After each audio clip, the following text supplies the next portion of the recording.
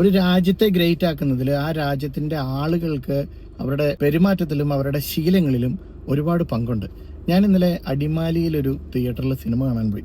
അവിടെ ചെന്ന് കഴിഞ്ഞപ്പോൾ സിനിമ കഴിഞ്ഞ് ആ തിയേറ്ററിന്റെ ഫ്രണ്ടിൽ സ്ക്രീനിന്റെ താഴെ ഒരു വേസ്റ്റ് ബിൻ വെച്ചിട്ടുണ്ട്. അതിൽ തന്നെയാണ് ആളുകൾ ഇറങ്ങിപ്പോവുകയും ചെയ്യുന്നത്.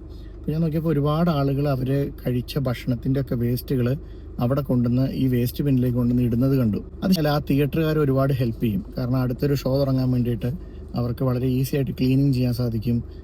ചിലപ്പോൾ ഒരു ജോലിക്കാരെ അവിടെ അവർക്ക് കുറയ്ക്കാൻ സാധിക്കും.